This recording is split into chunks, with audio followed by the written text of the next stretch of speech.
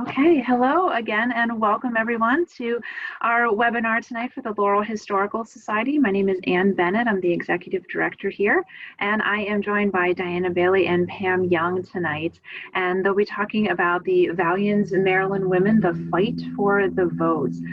So we'll be hearing about the Maryland Women's Heritage Center, as well as the National Votes for Women Trail, and just the incredible amount of effort and time and research these two ladies have put together, and the great team of researchers and supporters that they have as well. So I will pass it over to Diana to start her part of the presentation tonight. And again, I just remind you that we are recording and that if you have any questions, feel free to put them in the chat and the Q&A as we go along. So Diana, start us off, please. Hi, good evening, everyone, and thanks, Anne, for inviting us. It's been great that we've added you to our suffrage bio team as a special volunteer for us. And I wanted to spend a little bit of time tonight, in addition to talking about the suffrage, just to give you an overview a little bit of the Maryland Women's Heritage Center and some of the resources that we have on our website and that we can, that you can share and get recordings at another time. So if you move the slide just ahead one, please, Anne. In talking about suffrage and the advocacy on the road, we've taken many activities and through the timeline of Maryland in particular. We'll say that because Maryland is situated where it is, we've found that many of the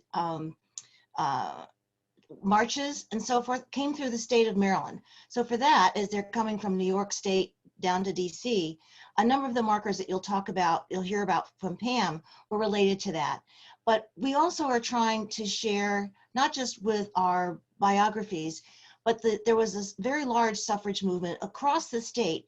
And one of the things that we have found, sort of like being detectives and peeling the onion, there was a lot more going on that a year ago than we had any idea. We are a member of the National Collaborative Women's History Sites, and they picked up the suffrage initiative about a year and a half ago. And I serve as the state representative for Maryland. So we had an opportunity to work with other counterparts in states across the United States. So in addition to the Pomeroy markers that you'll hear from Pam, we also have the National Votes for Women Trail. So if you go on the collaborative website or on ours, and it's also listed in the resources that Anne provided at the end, there's a treasure trove of materials that still are evolving. And we found this week, we noticed that we didn't have very much representation from the Jewish community. So we finally found a person who has some of that history, some of that background. So she's going to be helping us now to find a few more of the suffragists that we just had not heard about before and to tell their stories. So this is an example of one of the road trips that was coming from, this one was going to Hyattsville, where they basically had a holding tank until they went into Washington, D.C. These people were from Maryland, but they were also from other states, not just New England, but it was a predominant. So this was obviously the very large 1913 march. So this will get us started on the advocacy. Next one, Anne, please.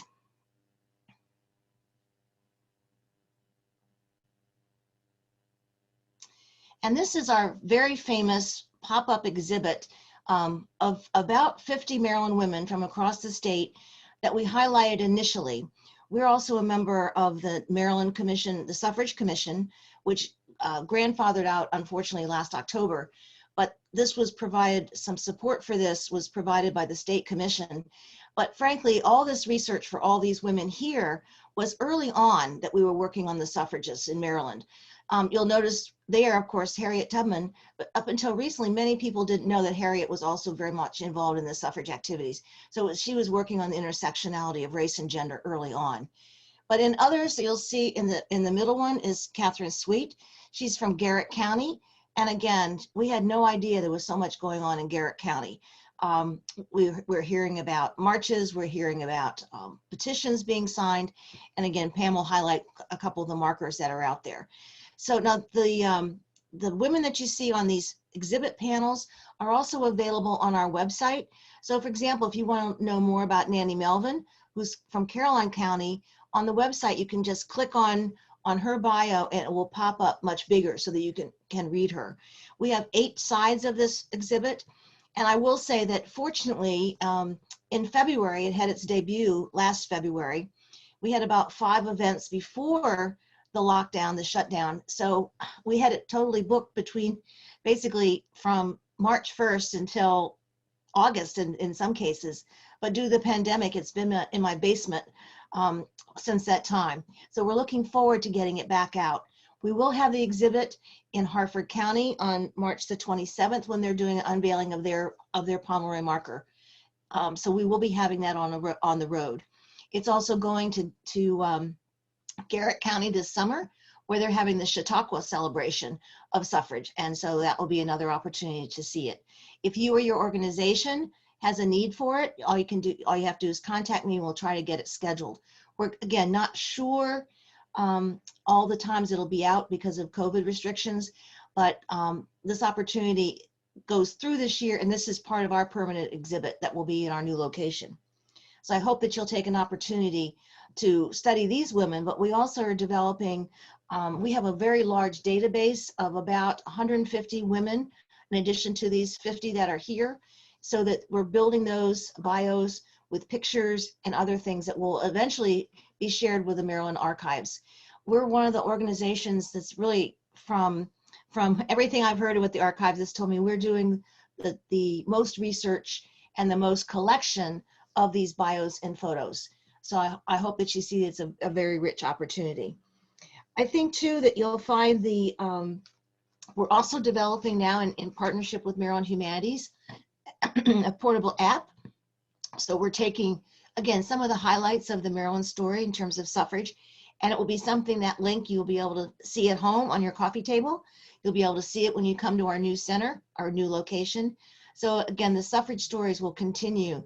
We've also, in a number of our programs, for example, the Heritage Center in January did a program called The Next 100 Years. And it's going from the suffragists and into the importance of voting and getting a diverse group of people voting. And then last month in February, we hosted a program of African-American legislators, and again, how they got into that business, how they got into the policy-making aspect of it. And the program that we're doing at the end of the month is Marylanders for ERA. So we'll look again at the suffrage and the voting rights connection, and to the Equal Rights Amendment ratification. So there's a lot of interconnections here that we're trying to show. We have so much research that we were approached by Maryland Preservation Maryland, and we did 28 podcasts for them. Again, using our research, using our volunteers to tell those stories, both by transcript and then by a reading by one of our volunteers. That link is also on the resource page, so if you'd like to know more about them. And we tried to choose for that some women that you might not know about. So we're trying to, not always talk about Susan B. Anthony or Alice Paul or Harriet Tubman, but really some of the unsung heroines that you just didn't know about. So I mentioned that we were in the process of moving to a new location. If you can share that slide for me, please, Anne. Oh, that's just another view, so you can go ahead. Right. So we were invited to move into the Women's Industrial Exchange in Baltimore on Charles Street. And so we're starting the renovation process. We're doing the interiors. I don't know, many of you may have been there years ago when they had a tea room or a restaurant, but we're hoping to work with them as well. Our next project after the suffrage activities, or at least when that focus has died down a little bit, is that we've approached Digital Maryland. They have a lot of resources that tell their story and the work of the Women's Industrial Exchange in Baltimore. They're also on the National Historic Registry. So the fact that we're in a building of that historic nature is very exciting. The other thing I wanted to mention is we have a beautiful window, and if you could move it one more, Anne, please. This is looking in from the street, but we also will have the Hall of Fame, an exhibit for the Hall of Fame, the Maryland Women's Hall of Fame, which has about 200 women, and I'll show you a couple examples of that in a second. But we're repurposing many of our exhibits. So this is the floor space, and the next one, if you can. And this is showing the window. This is the front window right on Charles Street, which is a great location. So we're getting the signage approved now. But this very special thing I wanted to mention is that one of the markers that's pending will also be on our new building. And Pam will discuss that. We have a lot of stories that went on in terms of the suffrage movement on Charles Street. So it's an amazing overlap. Okay. You can skip that one. That's the very famous bathroom. They were all together. What I'm showing you now is an example of some of the panels from the Hall of Fame. And I chose Dr. Leslie Wolfe because you can see that she was inducted in 2020. But Leslie had been working on educational equity in Title IX for decades. And so finally, she was working with the commission, for the Montgomery County Commission for Women, the federal programs, for her involvement in educational equity. So she is being recognized because she was, again, somewhat ahead of her time, pushing for equity and inclusion and diversity. So fortunately, she is nominated for that. The nominees that are here and the 200 that are on there are both living and not. So it's a huge story of other bios. So our focus is always on telling their stories. The next example is Victorine Adams, and she fits in with our voting theme very, very much.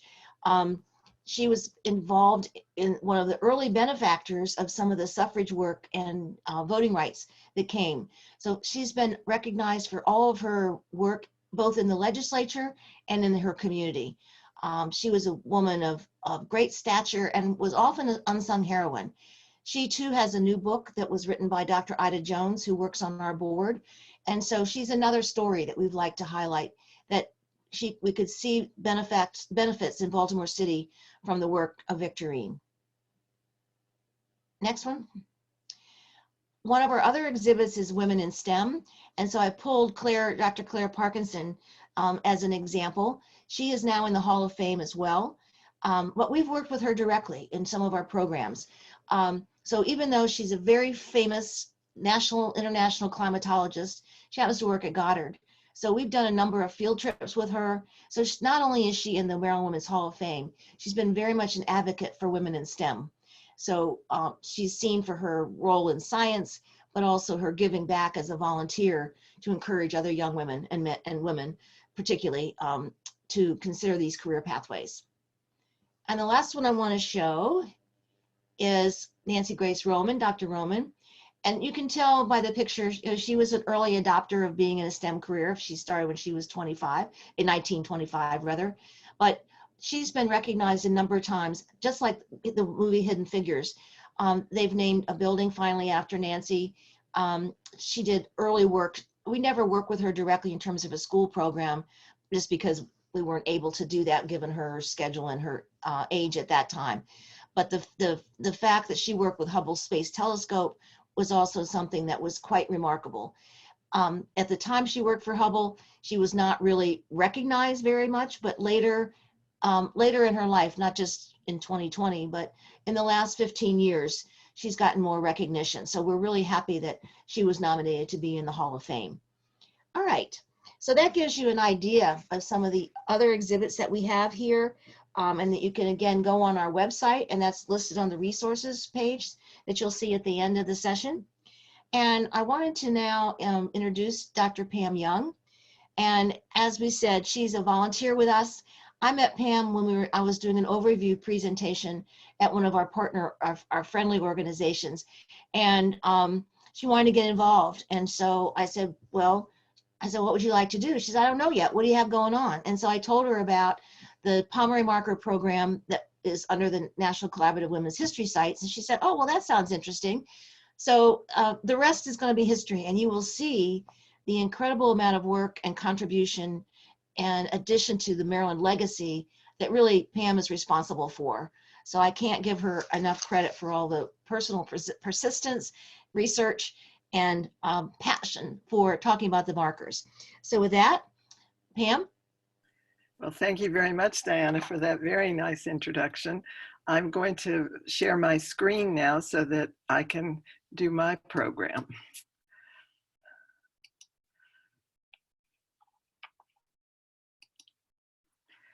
I had to do this on a separate screen because this is a map that it's an interactive map that I thank my son, Thayer Young, and his little company, the Cicada Systems, for making.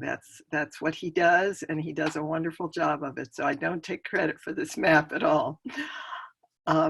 What I'd like to do is talk about the mapping and the marking of highlights of women's suffrage in Maryland. As Diana said, there will be 16 markers in Maryland, 10 of which will be from the William G. Pomeroy Foundation. We have already 4 in Maryland, 2 in the ground, and 2 that have been waiting through the pandemic to get in the ground. And the other 6 applications are pending, and we expect them all to be complete, hopefully by this spring or summer, and have another 6 put into their sites. And then in the state, there are 6 that have been already installed. What I'd like to show you by just taking a quick look at the overall map is the kind of breadth and diversity that we have here. As you can see, I'm trying to get Garrett County. Here we are. The markers. Oh, the other thing you should know is that the Pomeroy markers are the yellow or orangey looking color, and the red ones are the state markers. And you can see in some places they overlap because there was so much going on in that area, or we just wanted to have 2 there for whatever reason. You can see that we go from the Eastern Shore. There are 2 there, Talbot County and Kent County. Southern Maryland, which is St. Mary's County here, and then all the way to Garrett County, where there is a state marker and there will be a Pomeroy marker. But you can also see that there is a cluster, a rather large cluster here in central Maryland, with Baltimore, the collar counties, and then some of the further away counties. But the important thing about this is that here's Washington, and as Diana indicated, New York is up here someplace, and we are on what we now call the I-95 corridor, or the Northeast corridor. This is the major transit route from New York to Washington. So many of the very significant and large events that were happening at the national level in Washington, D.C., we were very fortunate, being in Maryland, to have access to those events, or have those people coming through our state and bringing the message of suffrage to Maryland women and sharing that with us. The other thing about our geography here in Maryland is this line here, which is the Mason-Dixon Line. That's significant, and I will talk about it at the end of my talk, because it demonstrates the split between the southern states, or slave states, and the northern states. As you may or may not know, Maryland was a slave state. I didn't know that for a long time after I moved here. It was a slave state, and we have had resulting consequences in all phases of our lives. But in the women's suffrage movement, segregation was a major issue, and I'll explain why and how that happened. But that is another significant thing when we talk about the suffrage movement that we need to consider, that's related to our geography. So now let's get started with some of the examples of what these represent. I'd like to start first with the Margaret Brent pilgrimage, which is in St. Mary's County at the very tail end of Southern Maryland. Margaret Brent, although her history isn't described in this state marker, she was a very important person to Maryland and to our country in general, because she was the very first suffragist. She did this, her suffrage activism, before Maryland was a colony, before we were even a country, in 1648. She became a landowner on inheritance of some land from a neighboring estate, where she was helping the owner to manage the estate, keep the books, etc. And when he died, he very generously deeded it to Margaret Brent. And so that made her not only a landowner, but a taxpayer. So she went to the Provincial Assembly, that was the predecessor of our General Assembly now, and said, as a landowner, I want a voice, I would like a voice and a vote in this body. And they, of course, did not give it to her at that time, but that is why I think she's so significant for all of us to honor and to celebrate. The actual marker in St. Mary's County is named after her. The Margaret Brent pilgrimage was a suffrage device that was used, which was going from place to place by one conveyance or another. And in this case, it was on a covered wagon, the Prairie Schooner, which I'll talk about later. And they gave it her name because this was her home. They went from Baltimore to St. Mary's County, and then they went back and went to other places, which you'll learn about as I go on. Another early suffragist, early according to how the suffrage movement was in the 1880s, was Carolyn Halliwell Miller. This is Carolyn Halliwell Miller. She was a resident of Sandy Spring, Maryland, which is in Montgomery County. It was then a rural farming community, and it was a Quaker community. Carolyn Halliwell Miller was a Quaker, and there was a period of quiet for the suffrage movement. As you know, it started in 1848 at Seneca Falls. But then when the Civil War came, the suffrage activity slowed down and continued in a kind of quiescent state through Reconstruction. And then when Jim Crow came, suffrage was restricted for African-American men, who were granted that right with the 15th Amendment, which was passed during the Reconstruction in 1870. So in the 1880s, people were starting to wake up a bit and talk about it.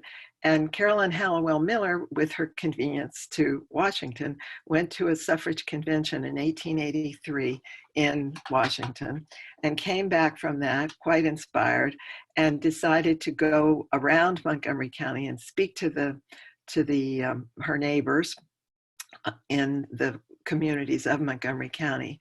And so she gave suffrage speeches. She did that throughout the 80s. And by 1889, she decided to organize her own neighbors and friends in Sandy Spring into the Sandy Spring Women's Suffrage Association. That early group met on the Quaker Meeting House grounds. This building, which was on the same footprint as the building that they built in the 1800s, was called the Lyceum, which is a term meaning a place for education. And that's what they did there. They had lots of educational programs, and suffrage speeches were appropriate and part of that.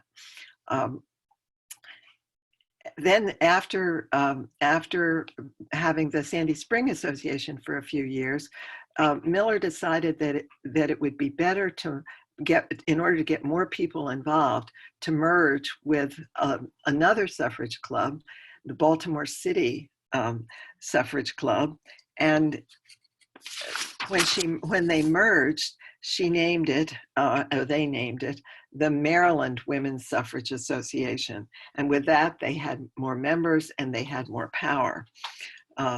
Miller served as the president for a year, but with her advancing age, she stepped down and passed the baton to this woman, Mary Bentley Thomas, who was already an active suffragist, so she assumed the responsibility willingly and grew the organization and did a lot of activism, a lot of advocacy at both the state and the national level. In fact, she did testify in front of Congress, congressional committees, in both houses of Congress. She also was a great writer. She wrote articles about suffrage, and we are fortunate in the Sandy Spring Museum archives to have her scrapbook. And in her scrapbook are many of these articles that she wrote, many things about suffrage and other aspects of her life. And one of the most valuable things for this research is that she has 2 letters from Susan B. Anthony written directly to her, also asking her to give Carolyn Halliwell Miller her best to organize for the next convention and petitions.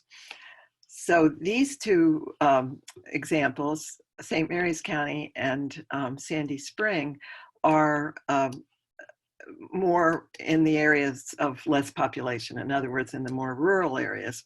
But Baltimore clearly, and the surrounding counties, clearly was the hub of suffrage organizing and activism in the early 1900s. So that this woman, Edith Haughton Hooker, she was a Baltimore social worker who organized the Just Government League, which became the biggest and the most active suffrage club in Maryland. Hooker realized after a defeat of a suffrage bill in Maryland that she would need, or that the JGL would need, to get bigger and get stronger, and would also need to support a constitutional amendment, that they weren't going to be able to put all their eggs in the Maryland basket, since Maryland was a slave state and very much against women's suffrage. So what she did, what Hooker did, was she enlisted other women who were in the JGL to go out to all of the counties. They really, canvassed the whole state, and they did organizing in their counties, urging those counties to set up their own chapters of the Just Government League. And so they were very successful at that. Between 1909 and 1913, those kinds of chapters began to meet in Talbot County, Frederick County, Harford County, Howard County, Prince George's, your county, Carroll, and Baltimore, and then several others on the Eastern Shore. But the ones I mentioned are the ones that have or will have markers in them. And the point of all of that was that then the local women in those chapters, they could do the organizing with people they knew and who knew them. And they did that through education of their neighbors, writing speeches, marches, parades, and getting signatures on petitions, and then taking those petitions to lobby at both state and national level. The thing that I didn't show you was what Diana has already showed you, but I just want to tell you where the marker is going to be. This is the picture of the building. Diana showed you the inside. This is the outside. This is the Maryland Women's Heritage name on the window, and this is a mock-up. It's not there yet, but this is where the Pomeroy marker will go, honoring the Just Government League and Edith Haughton Hooker, and saying that 1 block east down this street was where the original office was that she set up in 1910. It's now been replaced by the Verizon building, so that's why it's going on the Women's Industrial Exchange, which is also a historic building and very important to women's rights and development. So we're happy to be in that building and have the marker there. All right. So let me give you some examples of the things that the counties did, what the chapters in the counties did. In Easton, there was a parade. And this is the parade. It looks like a joyous parade to me. It was summertime. And do you see that in this building behind this is a float that's going down Washington Street, the main street of Easton. You see here, you can't read these signs, but these signs are for the Just Franchise League, which is what Easton called their club. And these people are boosters, suffrage boosters, hanging out the window to cheer for the parade. And I imagine these people are too, but I think they're not part of that because it's two houses, but I'm not sure. But anyway, this is a parade that not only went past their office, but also went past this house. This house is the Mary Jenkins house. This is the oldest frame house in Easton, apparently, 1783. But that's not what makes it famous to us. What makes it famous to us is Mary Jenkins. She lived in this house her entire life. Her family owned it for 150 years. And she was the president of the Just Franchise League in Easton in 1913. We think she probably was for a longer term, but we have a ledger, an actual handwritten ledger of the officers in the league from the archives of the Museum of Talbot County, who is our partner in Talbot County and owns this building. So the marker, the Pomeroy marker, will stand here right in front of the Mary Jenkins house. Now we need to go back. I have to get my screen. Yeah, there we go. All right. So we think that the parade in Easton was probably associated with a national event because there were lots of parades going on at that time in 1913. So I wanted to talk a little bit about the national events and how they interface with, coming through Maryland. The one that's very famous and many of you may have already heard about was called the Army of the Hudson. And the Army of the Hudson was one of those campaigns that came down from New York City to Washington and planned their trip in order to get there the day before Woodrow Wilson would be inaugurated for his first term in 1913. And they wanted to present to him and to the Congress that this is a serious thing, that women's suffrage is something you all have to pay attention to.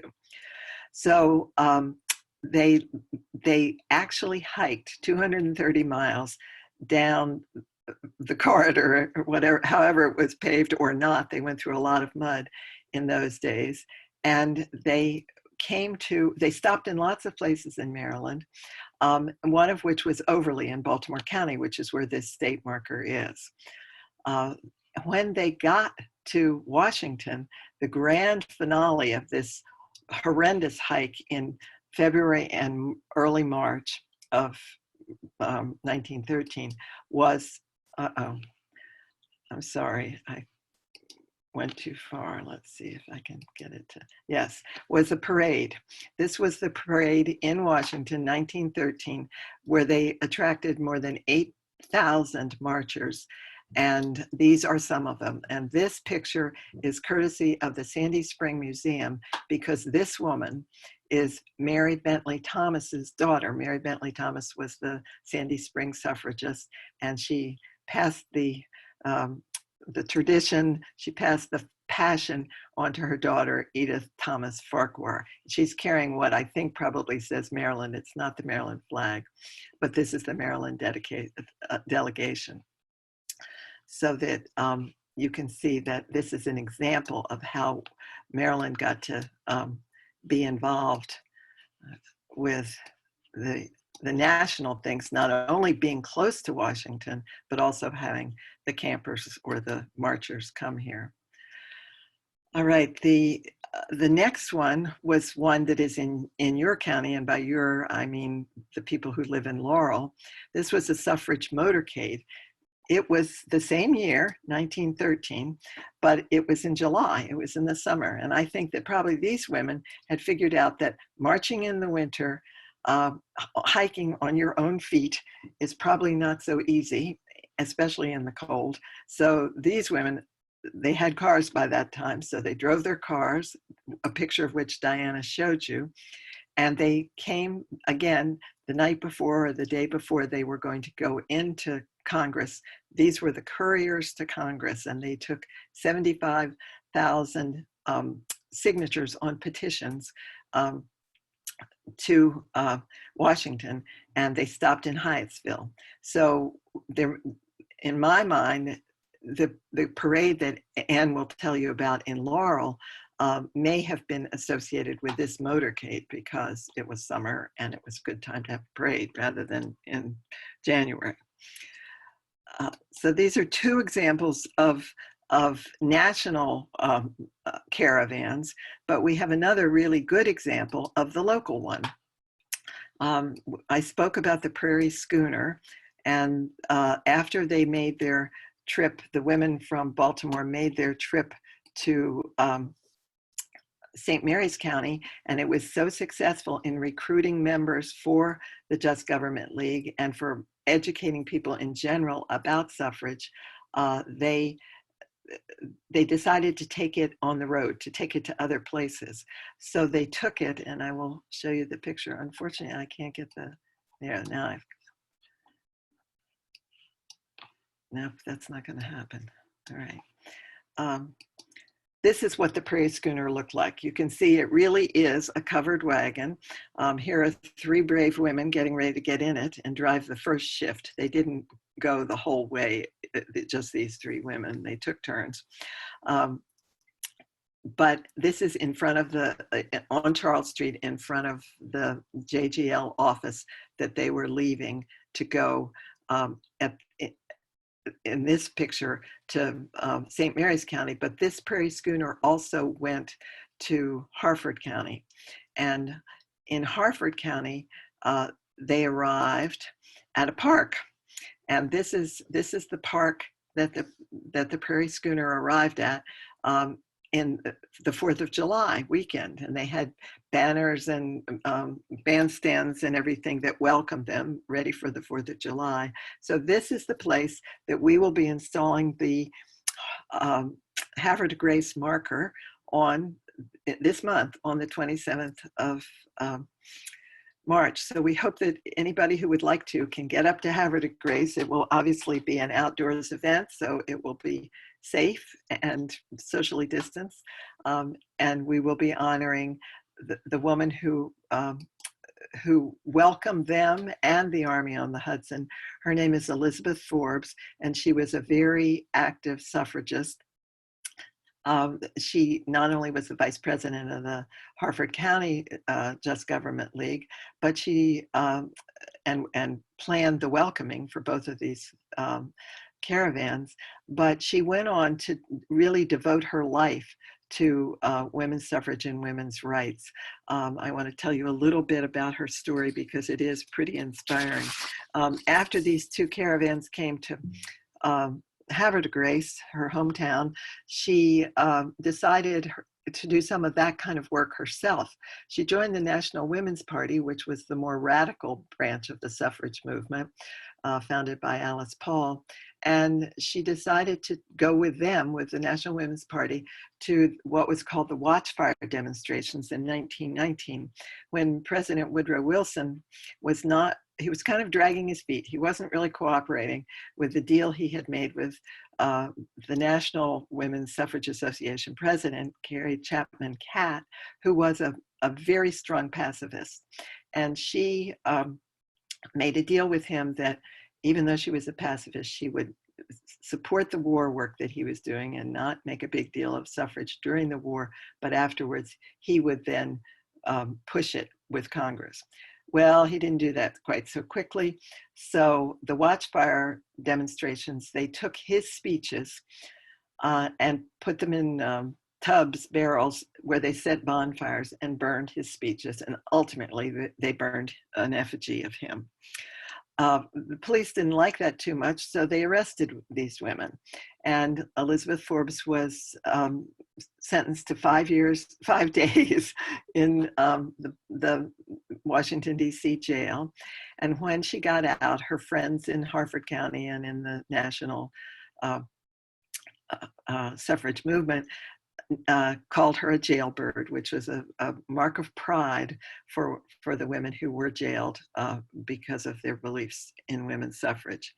And I think the crowning glory for her was that she went to, in 1961, Governor Tawes signed the Maryland legislation that would make Maryland the 4th state to ratify the Equal Rights Amendment, which I think was playing a little bit of catch-up ball because Maryland did not ratify the 19th Amendment until 1941. So I think he perhaps learned his lesson, or learned the Maryland lesson. He signed it with a golden pen, and he gave it to Elizabeth Forbes because of all the work she had done. So I think that's a really nice story about how the suffrage work does pay off in the end. I see that my time is running out, so I was going to tell you about Goucher College, but I think we'll skip that and we'll go to the African-American suffragists that were our very first marker. Uh-oh, something's wrong here. Here they are. I explained a little bit earlier that women's suffrage was complicated for African-American women because of the rescinding or restricting of African-American men's voting rights during the Jim Crow years when they passed laws to keep African-American men from voting. So that they saw this as an issue for all African-American adults, not just for women. So they were not welcomed in the mainstream white suffrage groups because those women needed it to be a single issue. And these women, the African-American women, saw it as a right to full citizenship for all. So they had historically always worked on issues that affected them and their families and their communities through their women's clubs and their churches and their sororities. And there was a very important women's club founded here in Baltimore called the Dubois Circle. And it was named after W.E.B. Du Bois, who was the founder of the National Association for Colored People, the NAACP.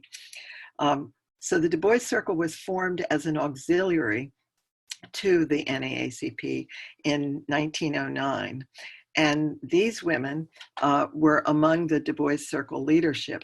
Margaret Gregory Hawkins, this woman, I'm sorry, the picture is not good, was the first president of the Dubois Circle. And her colleague Augusta Chazelle was in the circle, and another woman whose picture I don't have, Estelle Hall Young. They learned about suffrage in the circle because the circle studied lots of issues that affected them. And then Estelle Hall Young in 1915 founded the Progressive Women's Suffrage Club so that they could focus on that, with real energy and time rather than just doing it through the circle. So these two women lived next door to one another. This is Augusta Chazelle's house, and this is Margaret Hawkins' house. And what they did was they held meetings here in their front parlors of the Progressive Women's Suffrage Club until they made so many members that they had to move down the street to the Y, which had bigger rooms, and there they could start what they called citizenship classes. And they educated not only women about the vote and how to use the ballot, but the men who had been disenfranchised as well. So you can see in this picture that their marker is up. It was the first one that we got and honored. We put it in the ground in November of 2019 before the pandemic. And you can see on this marker that it honors both Augusta Chazelle and Margaret Hawkins. In addition to the citizenship classes, the other thing that Augusta did was she wrote a weekly column in the Afro-American, which is the African-American newspaper, the newspaper that represents the African-American community, the oldest newspaper. It's over 150 years old now, and it's still publishing. And what Augusta did was write a primer for women voters, where she took questions about voting and wrote and answered once a week. So as you can see, these two women did what African-American women did from their club work. They lifted as they climbed, and they advocated for full citizenship for all African-American adults. So now I have gone a bit over my time, so I will stop sharing and turn it back to Anne. Okay, thank you so much for that, Pam. That is just wonderful. I wish we could have time to hear everybody on that list and everyone on the trail. Thank you so much for sharing all your incredible time and research with us tonight. So what I'm going to do is I'm going to go back to sharing my screen, and in the few minutes we have left, I'm just going to wrap up and tell you a little bit about the history of women's suffrage in Laurel, as much as we're able to know at the moment, and then just kind of wrap up and just give you some upcoming events for our program. So give me 1 second. I'm taking my notes up as well here. So what we're looking at right now is the basement kitchens of the Laurel Historical Society, which is the building in my background there. So in our historic basement kitchens in our 2020 exhibits, we had the pop-up exhibit from the National Archives called Rightfully Hers, which, as you can see, is just a little four-sided box here talking about the national women's suffrage movement. And unfortunately, because of the pandemic, we only were able to have the exhibit up for 6 weeks, but hopefully we are going to be able to transition so that we'll be able to still show what we had planned to say in 2020, and then incorporate a lot of the issues that were happening in 2020, like the pandemic, the protests for social justice. So we're going to hopefully, fingers crossed, be able to open later this year, maybe in the summer, so you'll be able to see some of this. And then what we also were able to do to supplement this pop-up exhibit was we had, you can see my reproduction sash was on display there, and we also had 2 poll books from 1822 and 1828, and you can see that on the left and right there in the picture. And so what was so incredible in particular about the 1922 poll book was that it listed men and women who came out to vote for the municipal election for the city of Laurel. So although this was not the national election count, this was the first time that women in the city of Laurel could vote for the city of Laurel. So that was really incredible that we have those names listed in that poll book. And what's great is that we actually have a core of virtual volunteers who are actively working to transcribe that poll book now. And so we'll be able to have a comprehensive and searchable list of the people in Laurel who voted in 1922 and 1828. And I just want to take a little bit of time and kind of, go along what Pam told us about the Army of the Hudson, and just talk about why studying the history of women's suffrage in Laurel is both fascinating and frustrating. And again, I just want to give a huge thanks to Pam and Diana, not only for spending time with us tonight, but also for the support that they've given me, and with the additional research of their volunteers, Amy and Jean, we were able to start diving a little deeper into the story of suffrage in Laurel. And the frustrating part that I mentioned is the fact that although Laurel was part of 2 national suffrage events, the 1913 one national event, the 1913 March, and then the 1915 Prairie Schooner campaign that Pam mentioned through the state of Maryland, there was very little written about it in our local newspaper, the Laurel Leader. And this is because the editor-in-chief and the contributing editor, James Curley and Colonel Musgrave, were just not fans of women's suffrage. They were not proponents of giving women the right to vote. And so they just did not cover these huge votes, these huge events even though, as Pam mentioned, they came right down that 95 corridor, even though 95 wasn't there, coming along Route 1 from Baltimore through Elk Ridge, through Dorsey, and then they stopped at Laurel on February 26th, camped there for the night, and then moved on to Hyattsville and then on to DC after that. But we don't have any information about it in the Laurel Leader. All the information we know comes from the New York Times, the Baltimore Sun, and the Washington Post. So you can see that the frustrating part is that there was a big deal going on at the time, because this was really when two big things happened. The Women's Army sent a flag to President-elect Woodrow Wilson. You can see the one in the upper right there. We send and beg of you to accept this Votes for Women flag as a memento of our pilgrimage. And so that they sent that from Laurel just a few days before they arrived in DC prior to his inauguration. And then what happened at Laurel was they, as they were marching, they were also met up with a group of African-American suffragists from the Laurel area, and they were denied kind of participation in this march.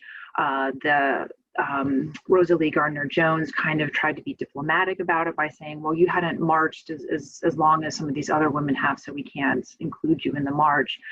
But it was really just the idea of, this was really the first time that the race issue, as they called it, in some of the other headlines we have, is put to the test, and they really weren't prepared for it. They didn't want to isolate, the northern suffragists by accommodating the African Americans. So they really just didn't know what to do. So they basically didn't do anything different than what they had been doing. But we really get no information about that march coming through Laurel in 1913, except for in March of 1913, we get in the interesting minor events column in the Laurel Leader, it says, great crowds turned out to see the suffrage parade. Hoodlums tried to board the floats, and United States cavalry charged the rowdies. So that was their coverage of the suffrage parade in DC following the march through Laurel. And then just real quick, this gives you just briefly a glimpse of what Laurel looked like in 1913. This is a newly digitized 1914 Sanborn map of Laurel. So you can see Washington Avenue is now Route 1, or it's still called Washington Avenue, but that's our more familiar Route 1 north and south to Baltimore and DC. And then you can see Main Street here kind of on the right. And so what happened was the group of suffragists were greeted at Laurel by the mayor, Mayor George Waters at the time, and they met him at the Laurel Hotel, which you can see in the lower kind of right-hand side of the map there. So they were greeted, and we have a couple somewhat conflicting reports, but we think that they did stay either at the Laurel Hotel or at the Academy of Music, which is in the very far lower left corner of your screen there, look further down on Washington Avenue. But we do know that they did stay at the Cloverleaf Inn, which was another inn, a hotel at Laurel at the time. And so we have the location of where that was. And so that, again, that's on kind of the other side of Route 1 there, going toward the railroad tracks.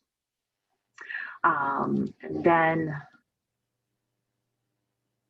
if we can advance. So like I said, the frustrating part is the only information that we have about what happened for this 1913 march and the 1915 Prairie Schooner campaign through Laurel comes from outside sources outside of Laurel.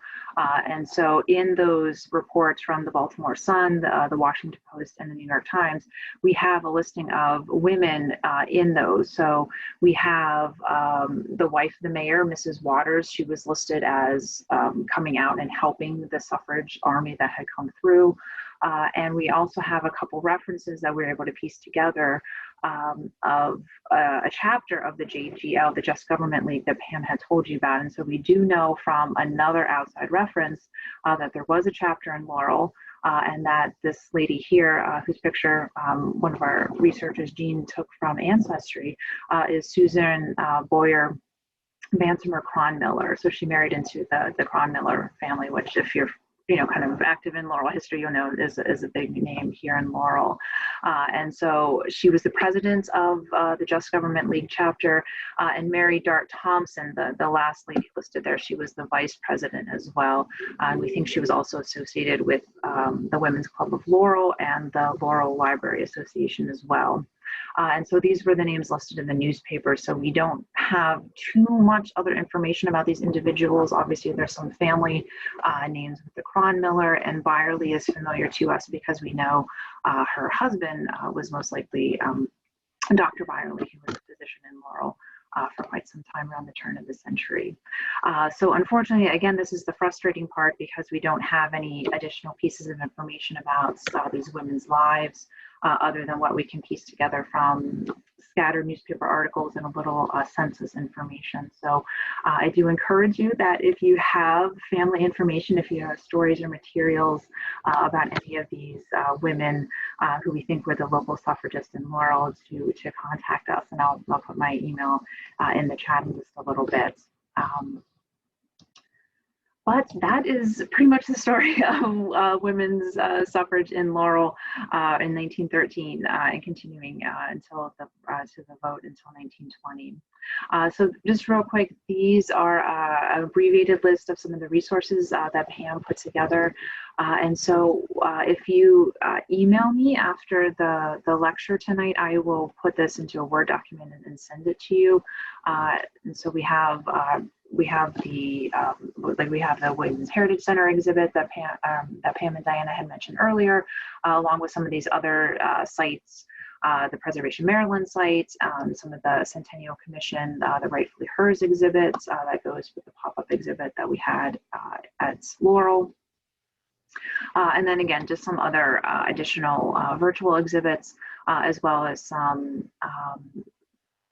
more information about the history of Black suffragists, and then Pam also included information about the Pomeroy Foundation, who they were helping just to get the markers in. So Pam, I don't know if you wanted to jump in. Is that accurate as of now? We have 4 awarded in Maryland and hopefully 6 more, fingers crossed, that we'll get. That's right. We have applied for 6 more. The 4 that are currently there are the one I showed you, the Druid Hill Avenue, the African American women, Goucher College, Sandy Spring, and Havre de Grace. They're in the state waiting, and 2 are waiting to go in the ground. And then we've applied for Talbot County, the one in Baltimore on the Women's Industrial Exchange, Howard County, Frederick County, Carroll County, and who am I forgetting? Julia Rule and Garrett. Garrett, that's right, Julia Rule, and she's an interesting story, which we don't have time to tell, but that's why we have 2 in Garrett County. Right. I also wanted to mention, Anne, I have this this resource list. I have a Word document that maybe you took from this and added some more. If that makes it easier for you, I can send that to you. I have that, and if it's okay with you, I can that's the one I can share out to anyone. Oh, great. Yeah. You won't have to recreate it. Great. Perfect. Yeah. Thank you. Sorry. Yeah, I put my email there in the chat. So anyone, if you're interested in an expanded version of this resource list with all of the links and additional information that Diana put together, please email me. I'd be happy to do that. And everyone will be emailed a link to this recording as well when we're done. So I just wanted to move the slide along just real quick and just for 2 more seconds, let you know that we do have additional programming coming up at the Laurel Historical Society.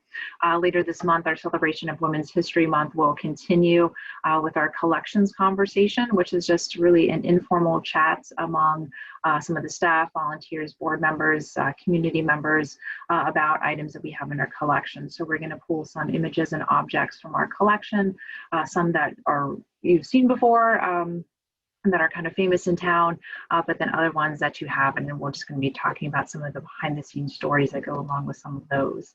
And then if you're also interested in furthering the history of Laurel, we also have some historic walking tours that we'll be putting on again later this month, and then continuing into April and May. And like the flyer says, you can register through our site or just email me and I'll be able to give you the information that you need with that. And then finally, just to wrap up, we have 2 additional webinars planned for April. It's kind of taking a different spin, but if you are interested in finding out about the Brood X cicadas, this is the 17-year cicadas. If you can remember where you were in 2004 when they last emerged, we are being prepared for another wave this April and May. So please sign up if you're interested in learning about that. It's a great family webinar. So for children and adults, it will be an appropriate family experience. And then in May, we're also going to be talking about the Guilford Quarry Cemetery.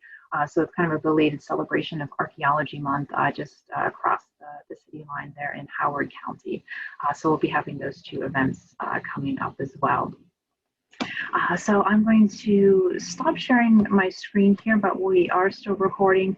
And again, if you have any questions or any other comments, please let us know. I just saw in the comments as we went through earlier that the trolley picture that Dinah had shared, it's actually very likely that it started in Laurel. Laurel did have trolley service from Laurel down into Washington, D.C. So it's possible that that was, going through Hyattsville was a logical stop as well. So it's possible that was the actual trolley as well. And then Karen also was, she's one of our board members and the chair of the board. And she was also one of the early researchers that did research on the history of suffrage in Laurel. So she examined the 1922 poll book. And as she states in the chat, found that it was listed between men and women voters were listed separately, and there were African-American males who were listed as voting, but there were no African-American females who were listed as voting in the 1922 city election. So again, that kind of adds a lot of to the social history of what was happening at the time, but it's a fascinating document that we hope to have transcribed. So if there's no other questions or comments, I will stop the recording just here in a few seconds and just again thank Pam and Diana so much for being with us tonight. They've just put in so much time and incredible effort and just knowledge. And I just hope that everyone has a greater appreciation for our ancestors, male, female, black and white, and everyone in Maryland and outside who have really brought us to this point, and that we can continue the advocacy and the movement that our ancestors and our women folk did. So thank you so much for being with us tonight. And if Pam and Diana, if you have any other parting words, we'll just thank you so much for having us.